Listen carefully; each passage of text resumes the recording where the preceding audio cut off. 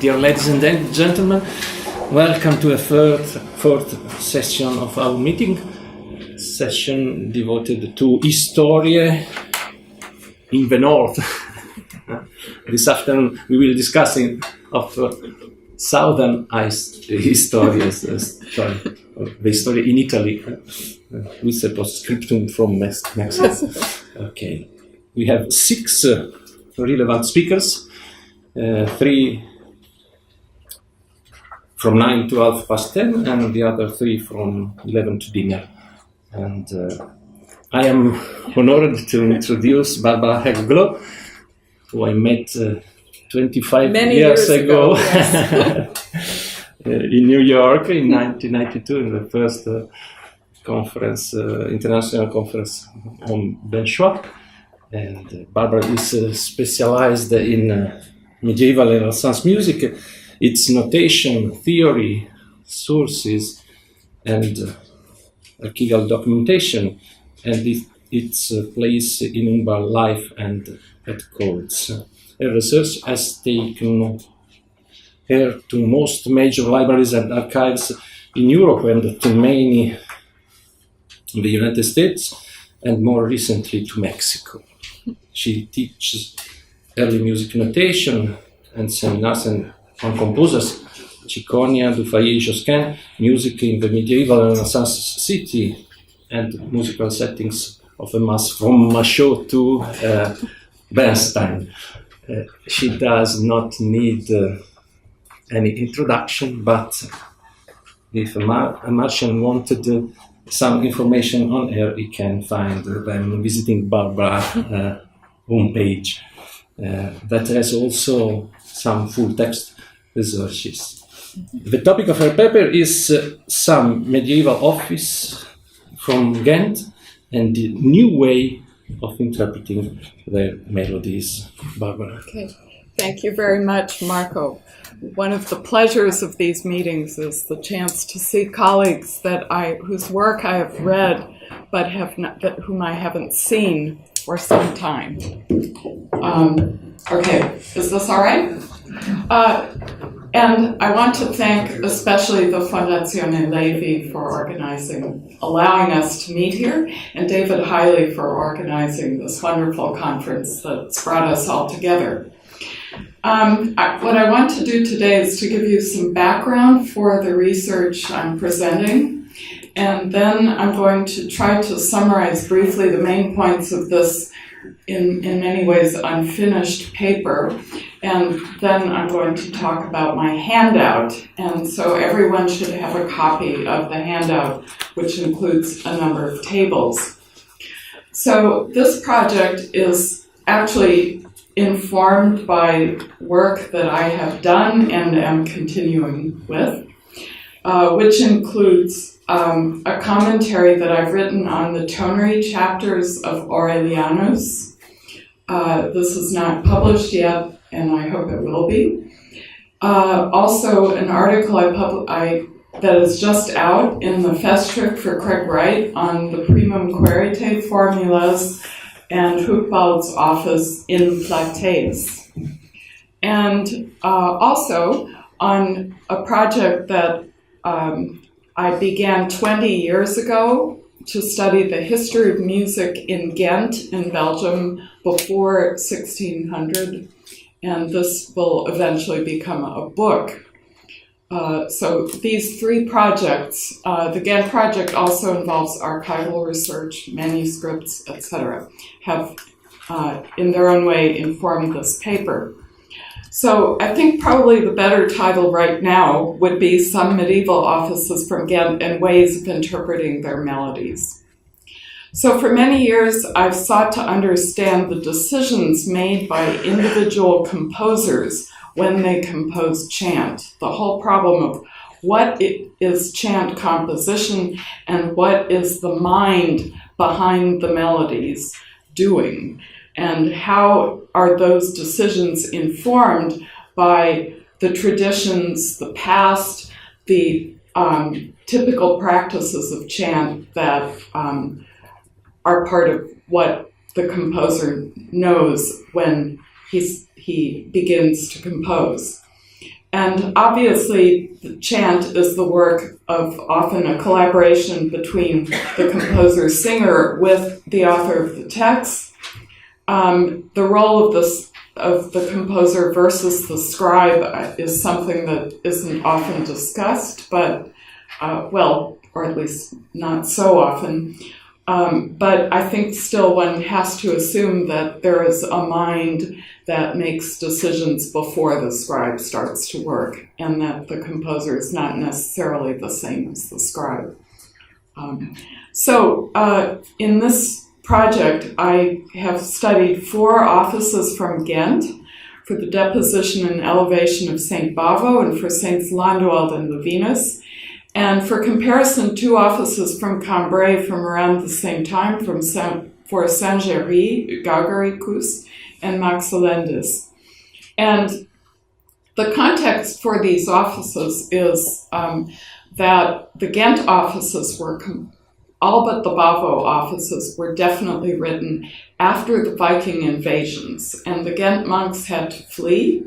They came back. There were 2 Benedictine abbeys in Ghent, quite close by, and they began to compete for priority over the other abbey. So there was record number of falsification of charters. This is actually a very famous story, and these charters are still being studied. And also, they tried to acquire as many relics as possible. So there was a long stream of translations, elevations, sometimes translations of 6 or 7 saints at the same time, and even fabrication of saints. So Levinus, who I'm going to speak about today, is actually a kind of conglomeration of an Irish, Scottish, and continental saint. And of course, this means many compositions of offices, and it also means that the dates of these translations gives an approximate date for the compositions. So everything that I discuss was composed before about 1200. And the Bavo offices, there is still a bit of a question as to when these were composed. But I would say probably after 900. Okay, so let me explain my tables and then I'll come back to my text. I've tried to, there are actually 3 sets of tables. The first set is an analysis of all of the antiphons, including the invitatory, which is really in a class by itself, but all of the antiphons of these 6 offices. And I was interested in, at least in principle, of comparing the initia and differentiae with tonaries, something I simply ran out of time to do. But it proved to be helpful to look at those initia and differentia because one could see in some cases that the composers had pretty clear ideas of which initia went with which differentia, but there are occasionally, one wonders if they were even lapses because the initia might, for example, descend for an authentic mode and then have the clearly authentic differentia. So sometimes there are disjunctions between the initia and the chosen differentia.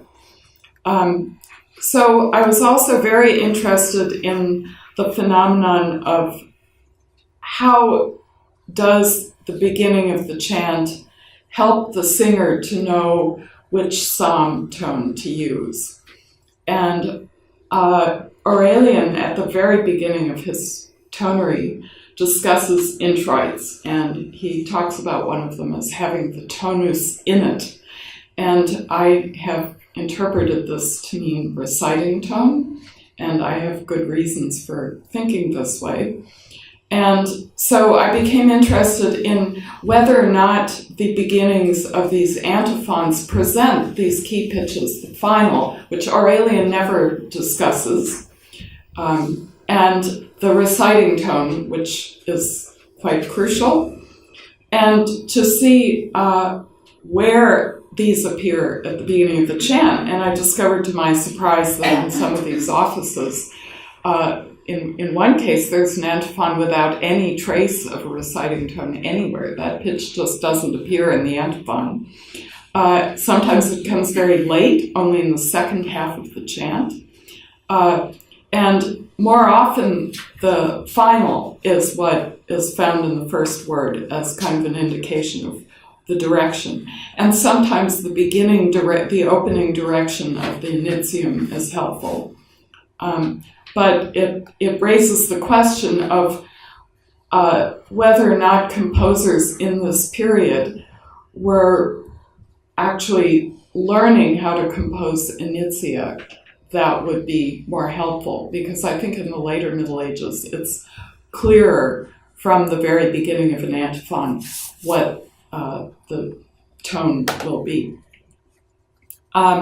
So I was also interested, of course, in these Gallican cadences, but because of my analysis that's shown in the later table by Neum, I also included any Gallican cadence that was the Neum of a pes plus a repeat of the final pitch. So in a way, this changes a bit the traditional idea of the Gallican cadences of one step higher and then a repeat.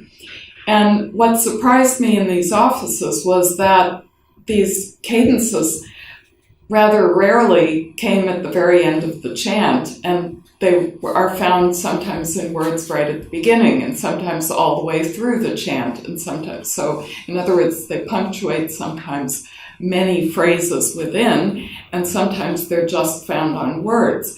So this raises the question, to my mind, how it evolved that these became understood or used mostly as important final cadences, as one finds in the later Middle Ages.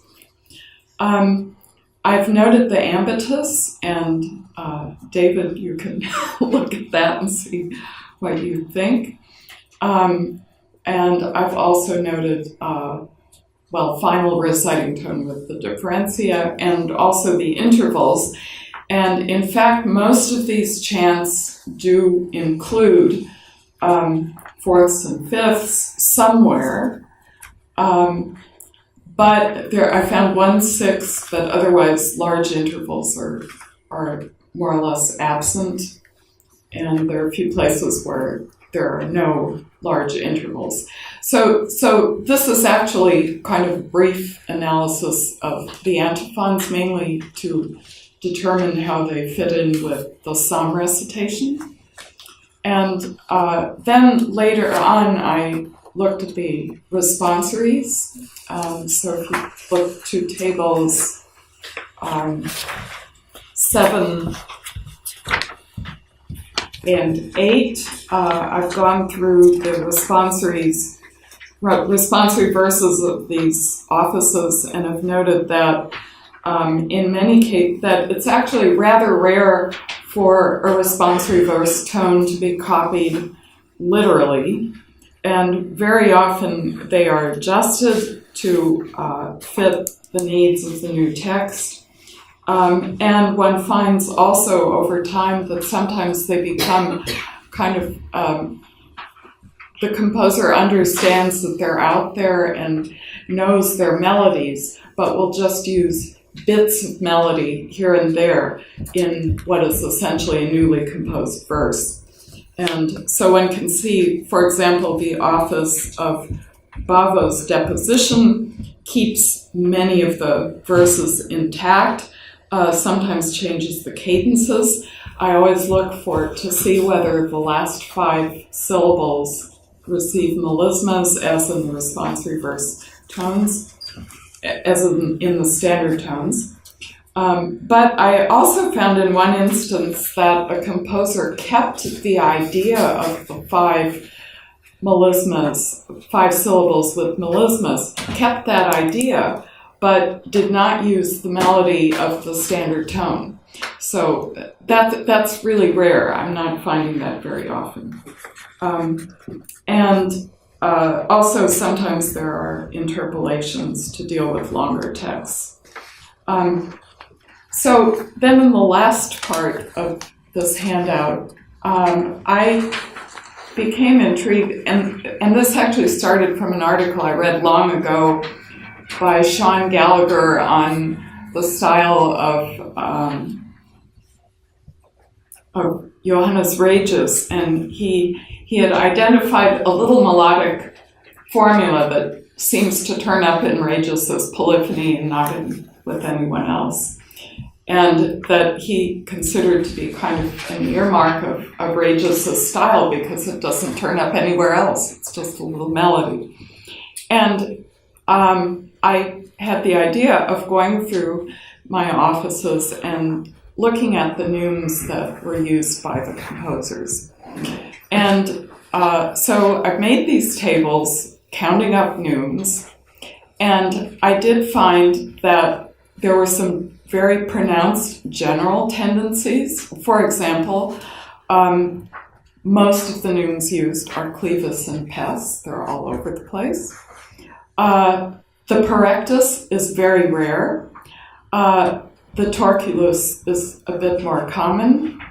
And for example, perectus, flexus, torculus, recipinus, these are not found very often. Climacus and scanicus, it varies depending on who is composing. Pes subipunctus is generally very rare in this repertory, but occasionally some offices have it more. And then I discovered a number of more unusual neumes, longer ones, that are actually rare and in these offices, because the antiphons are, of course, very often syllabic with a sprinkling of neumes, but longer neumes are less common. So you have them written here. These simply show you the direction of the pitches. They aren't all on these pitches indicated. That's why I didn't put a clef there. And I gave them letters, and I have not had time to kind of put a follow-up table. But what's important is that at least half of these, that first of all, there are a great variety of these longer neumes. For some of them, I don't know if there are actual names for them. I've looked at the tables published by Michael Bernhardt in the Munich Theory publications. And some of them actually don't repeat. In other words, one will only find them once in all of these 6 offices. So I am very much intrigued by the idea of the choice of neumes as possibly a determinant in a composer's thinking and way of working, that these were gestures in sound that the composer had in mind.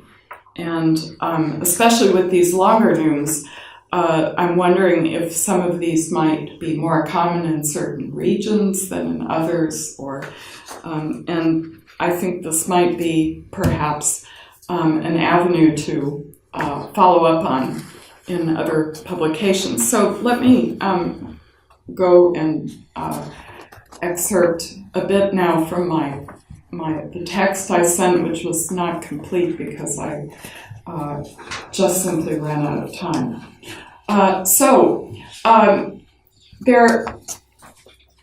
The matter of tonal order. There are 2 offices for Saint Bavo. One is the deposition and the other one the elevation. And it's interesting that the antiphons for the deposition do have the tonal order, but the elevation ones do not. And I'm going to speak about that a bit more.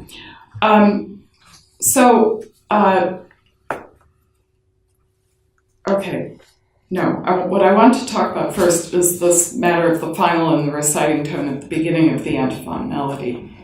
I, just out of curiosity, I wanted to see what actually happens in these, what I call model antiphon formulas, beginning with primum querite. I wanted to see how they treat the beginning of the first word. And that's usually very easy to see because where the words end in these formulas.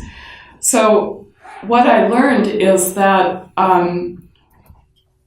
for most of these formulas, but not all, the final appears in the first word. In the seventh tone, in the third and the seventh tone, the reciting tone appears in the first word, but not the final. That's very rare. And in the first tone and the sixth tone, both final and reciting tone appear at the beginning. So, in other words, the final is overwhelmingly present in the beginnings of these formulas, the reciting tone not so much. And that actually corresponds to my tables for the antiphons of all of these offices, that if you look, the final is often more present at the beginning than the reciting tone. Okay, so this raised the question in my mind, if we don't have the reciting tone very evident in the beginning of the antiphon, how do singers know which tone to use for the songs if they haven't figured it out in advance? Well, the idea of tonal order, I think, may have been a pedagogical tool to solve this problem. All of these newly composed offices needed to be taught and sung, and only once a year. And how would singers know what to do? Well, if they can assume that the antiphons, at least, follow a tonal order, they don't need to worry about what to do. It's already preconditioned, and they can simply sing their melodies with the correct tones. And so, in fact, this was really a very brilliant solution to a problem that occupied certainly Aurelian and others.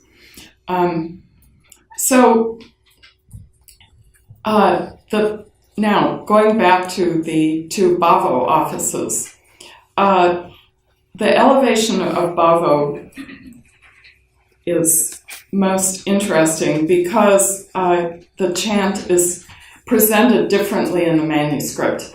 The sources, the two Bavo offices are in a late 15th century antiphonor from the Abbey. It was copied between 1471 and 1481, and the deposition office precedes the elevation office.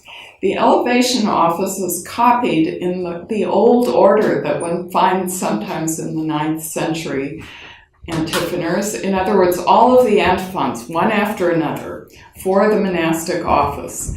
And then all of the responsories. No divisions into nocturnes, simply a long list of both. And then the antiphons are not in tonal order. And it raises the question in my mind of why this elevation office was copied this way as late as the 15th century. Was the elevation still celebrated then? It's something I need to check on the calendar. Was the scribe working from an older exemplar? And I would be very curious to know if anyone here present has found something similar of this kind of copying so late.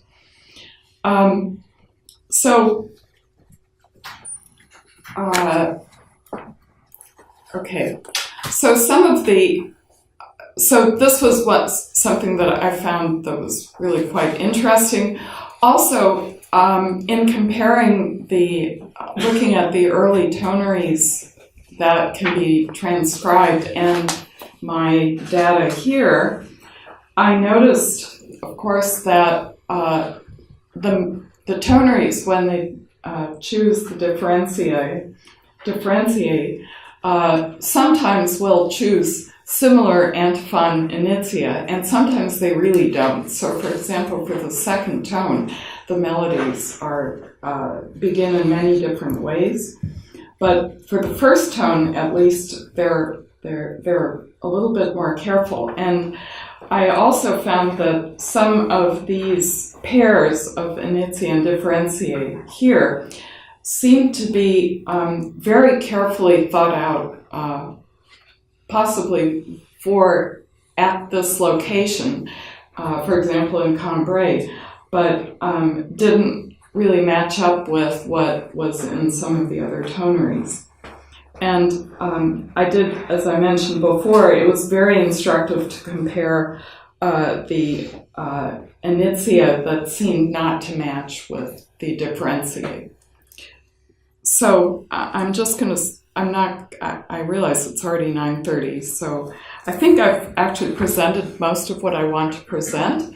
So this idea of looking at the tonal markers, eventually it would be really interesting to compare our Historiae data with these many toneries that survive, and possibly with the kinds of searching that have been presented here,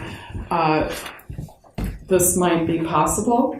And also the idea of looking at neumes, especially for the period before Guido of Arezzo, to understand melodies as successions of neumes as well as of pitches, because I think we saw in the discussion yesterday that